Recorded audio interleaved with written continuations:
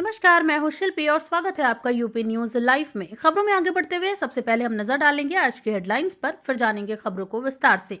उत्तर प्रदेश दिवस 2026 का भव्य शुभारंभ, 3 दिन तक चलेगा उत्सव। लखनऊ में पेंशनर्स का प्रदर्शन, 8वें वेतन आयोग की मांग तेज। आजम खान ने जौहर ट्रस्ट से दिया इस्तीफा, सियासी और कानूनी मायनों में अहम फैसला। पश्चिमी विक्षोभ से बदलेगा उत्तर प्रदेश का मौसम, बारिश और ओलावृष्टि की आशंका। खाद की कालाबाजारी पर सरकार का सख्त रुख, किसानों को बड़ी राहत की उम्मीद। यूपी बोर्ड 12वीं प्रैक्टिकल परीक्षाओं की तारीखों में बदलाव, छात्रों को मिलेगी राहत। अब शुरू करते हैं आज के ताजा बुलेटिन, लेकिन उससे पहले यूपी और देश दुनिया की तमाम बड़ी खबरों को सबसे पहले जानने के लिए हमारे चैनल को सब्सक्राइब करके बेल आइकन पर जरूर क्लिक करें, ताकि आप तक दिन की सारी अपडेट सबसे पहले पहुंच जाए। चलिए खबरों में आगे बढ़ते हुए खबरों को जानते हैं विस्तार से। उत्तर प्रदेश दिवस 2026 का भव्य शुभारंभ, 3 दिन तक चलेगा उत्सव। 24 जनवरी को उत्तर प्रदेश दिवस 2026 की औपचारिक शुरुआत हो गई है। प्रदेश की स्थापना के 76 वर्ष पूरे होने के अवसर पर राज्य भर में सांस्कृतिक, सामाजिक और विकास से जुड़े कार्यक्रम आयोजित किए जा रहे हैं। इस वर्ष यूपी दिवस की थीम विकसित भारत, विकसित उत्तर प्रदेश रखी गई है। लखनऊ के राष्ट्रीय प्रेरणा स्थल को मुख्य आयोजन स्थल बनाया गया है, जहां 3 दिन तक प्रदर्शनी, सांस्कृतिक कार्यक्रम, हस्तशिल्प मेले और निवेश से जुड़े सत्र होंगे। सरकार का उद्देश्य प्रदेश की सांस्कृतिक विरासत, पर्यटन क्षमता और औद्योगिक विकास को राष्ट्रीय और अंतर्राष्ट्रीय स्तर पर प्रस्तुत करना है। सभी जिलों में भी स्थानीय स्तर पर कार्यक्रम आयोजित किए जा रहे हैं, जिनमें स्कूल, कॉलेजों, स्वयं सहायता समूहों और कलाकारों की भागीदारी सुनिश्चित की गई है। उत्तर प्रदेश ने पूरे किए 76 वर्ष, मंत्री योगी ने दी प्रदेशवासियों को बधाई। उत्तर प्रदेश 76 वर्ष का हो चुका है। मुख्यमंत्री योगी आदित्यनाथ ने इस अवसर पर प्रदेशवासियों को बधाई देते हुए कहा कि यूपी अब बीमारू राज्य की छवि से बाहर निकलकर विकास का ग्रोथ इंजन बन चुका है। उन्होंने कहा कि पिछले कुछ वर्षों में कानून व्यवस्था, इंफ्रास्ट्रक्चर, निवेश और रोजगार के क्षेत्र में ऐतिहासिक बदलाव हुए हैं। मुख्यमंत्री ने ये भी कहा कि सरकार का लक्ष्य यूपी को $1 ट्रिलियन की अर्थव्यवस्था बनाना है। स्थापना दिवस के मौके पर प्रदेश की उपलब्धियों को दर्शाने वाली प्रदर्शनियां लगाई गई, जिनमें एक्सप्रेसवे, मेडिकल कॉलेज, एयरपोर्ट और औद्योगिक कॉरिडोर को प्रमुखता दी गई है। अगली खबर की ओर बढ़ने से पहले आपको बता दें कि कल के वीडियो में जिन्होंने हमें कमेंट किया, उनका नाम है झांसी उत्तर प्रदेश से पुष्पेंद्र कुमार। अगर आप भी हमारे वीडियो में फीचर होना चाहते हैं तो हमें कमेंट करके जरूर बताएं कि आप ये वीडियो यूपी के किस जिले से देख रहे हैं, और वीडियो पे अपनी राय हमें जरूर दें।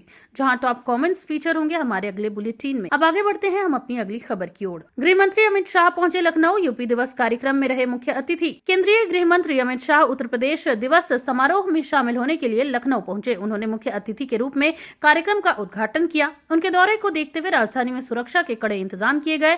अमित शाह प्रदेश सरकार की उपलब्धियों पर आधारित प्रदर्शनी का अवलोकन करेंगे और निवेश व सुशासन पर संबोधन देंगे। माना जा रहा है कि अपने भाषण में वह 2027 विधानसभा चुनाव से पहले पार्टी कार्यकर्ताओं को संदेश भी दे सकते हैं। भाजपा संगठन के वरिष्ठ नेता और मंत्री भी इस कार्यक्रम में मौजूद रहे। राष्ट्रीय प्रेरणा स्थल में यूपी दिवस का मुख्य आयोजन, आम जनता के लिए मुफ्त प्रवेश।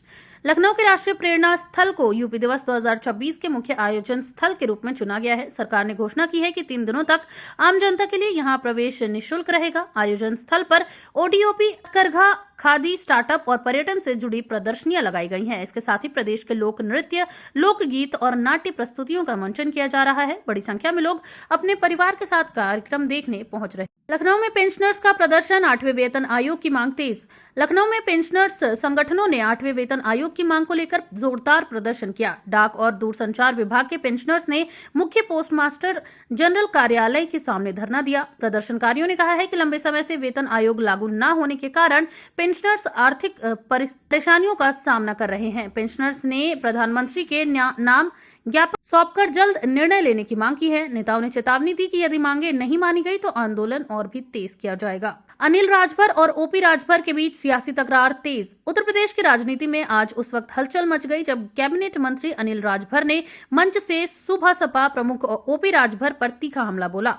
उन्होंने विपक्ष पर जाति और समाज को बांटने का आरोप लगाया। इस बयान के बाद राजनीतिक बयानबाजी तेज हो गई है। ओपी राजभर समर्थकों ने बयान पर आपत्ति जताई, जबकि भाजपा नेताओं ने इसे राजनीतिक प्रतिक्रिया बताया। माना जा रहा है कि यह विवाद आगामी चुनावों को देखते हुए और गहराएगा। आजम खान ने जौहर ट्रस्ट से दिया इस्तीफा, सियासी और कानूनी मायनों में अहम फैसला। समाजवादी पार्टी के वरिष्ठ नेता आजम खान ने रामपुर स्थित जौहर ट्रस्ट से इस्तीफा देकर राजनीतिक और कानूनी हलकों में हलचल बढ़ा दी है। उनके साथ परिवार के अन्य सदस्यों ने भी ट्रस्ट से खुद को अलग कर लिया है। जौहर ट्रस्ट लंबे समय से विवादों और जांच के घेरे में रहा है, जिस पर सरकारी जमीन और अनियमितताओं से जुड़े आरोप लगे हैं। सूत्रों के मुताबिक यह फैसला कानूनी सलाह के बाद लिया गया है, ताकि व्यक्तिगत और ट्रस्ट से जुड़े मामलों को अलग किया जा सके। राजनीतिक विश्लेषकों का मानना है कि आने वाले समय में यह कदम आजम खान की कानूनी रणनीति को मजबूत कर सकता है। वहीं विपक्ष इसे नैतिक जिम्मेदारी से बचने की कोशिश बता रहा है। सपा की ओर से आधिकारिक प्रतिक्रिया सीमित रखी गई है, लेकिन पार्टी के भीतर इसे मजबूरी में लिया गया फैसला माना जा रहा है। भ्रष्टाचार के आरोप में जूनियर इंजीनियर निलंबित, सरकार का जीरो टॉलरेंस संदेश। उत्तर प्रदेश सरकार ने भ्रष्टाचार के खिलाफ सख्त रुख दिखाते हुए एक जूनियर इंजीनियर को निलंबित कर दिया है, जबकि 2 अन्य अधिकारियों को कारण बताओ नोटिस जारी किया है। यह कार्यवाही विकास कार्यों में गुणवत्ता और भुगतान से जुड़ी शिकायतों के बाद की गई। मंत्री स्तर पर मामला पहुंचने के बाद विभागीय जांच कराई गई, जिसमें पहले ही आरोप सही पाए गए। सरकार ने स्पष्ट किया है कि सार्वजनिक धन से जुड़े कार्यों में लापरवाही और भ्रष्टाचार किसी भी स्तर पर बर्दाश्त नहीं किया जाएगा और कार्यवाही उन अधिकारियों के लिए चेतावनी मानी जा रही है जो निर्माण कार्यों में अनियमितता बरत रहे हैं। विपक्ष ने कार्यवाही का स्वागत किया है, लेकिन साथ ही बड़े स्तर पर ऑडिट की मांग भी की है। नगर निगम की नई लाइसेंस नीति, छोटे व्यापारियों में चिंता। नगर निगम ने शहरी व्यवस्था को सुधारने के लिए उद्देश्य से नई लाइसेंस नीति लागू की है, जिसके तहत 21 तरह के व्यवसायों के लिए लाइसेंस होना अनिवार्य होगा।